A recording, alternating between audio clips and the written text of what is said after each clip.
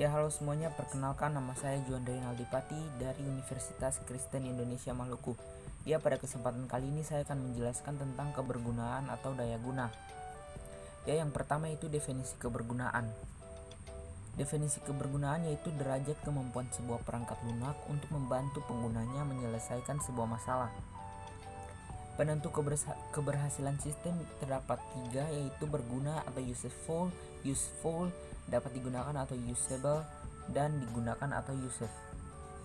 Komponen kualitas untuk kebergunaan sebuah sistem terdiri dari 5, yaitu efisiensi, memorability, kesalahan dan keamanan, kepuasan, dan reliability. Uji kebergunaan.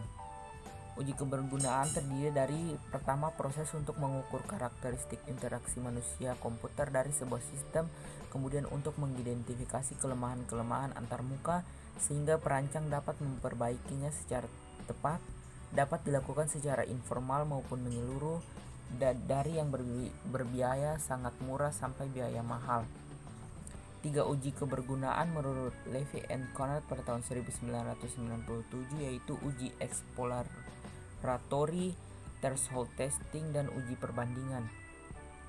Uji exploratory yaitu bertujuan untuk menguji sebuah sistem dan mencari titik-titik di mana pengguna mengalami kebingungan, kesalahan, atau unjuk kerjanya melambat.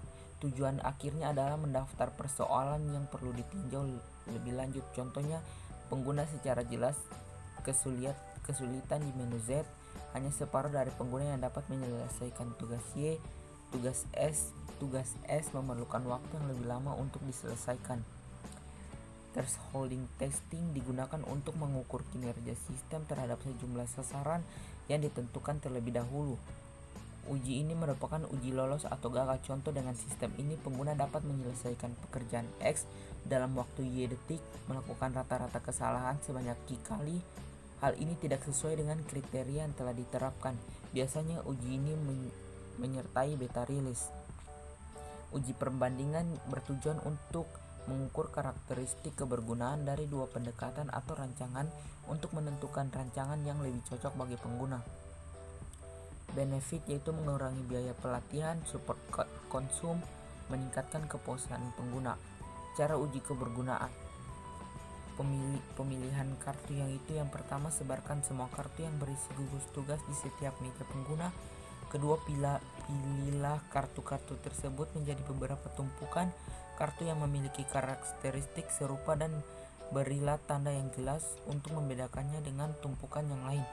Susunlah tumpukan kecil tersebut ke dalam tumpukan yang lebih besar sehingga muncul kategori yang lebih umum dan berilah tanda yang jelas pada tumpukan tersebut. Yang keempat yaitu carilah nama yang sesuai dengan masing-masing grup besar ini, tuliskan pada selembar kertas dan letakkan pada grup yang dimaksud. Yang kedua itu evaluasi heuristik, di mana mengeksplorasi sistem, mengidentifikasi masalah kebergunaan, dan mengklasifikasikan setiap pelanggaran atas satu atau lebih prinsip kebergunaan. Terdapat pada gambar di mana terdapat penguji, kemudian evaluator, kemudian penguji dan evaluator duduk bersama untuk membahas tujuan pengujian, ringkasan proyek, dan mungkin diperlukan pelatihan untuk menggunakan sistem. Kemudian setiap evaluator diberikan teks dengan selang waktu tertentu. Evaluator akan mengidentifikasi masalah kebergunaan yang mungkin timbul dan mencocokkannya dengan heuristik yang telah ditentukan sebelumnya.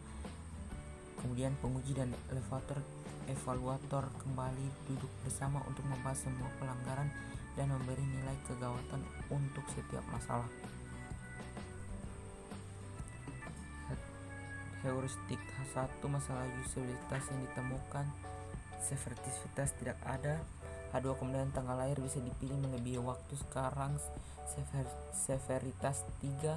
H3, pada button hamburger atau menu, user harus mengklik kembali icon tersebut, tidak bisa sembarangan tempat untuk menutup sidebar. Severitivitas 3. H4, pada kereta api, hint dari tempat keberangkatnya tetap bandara seperti pesawat bukan stasiun.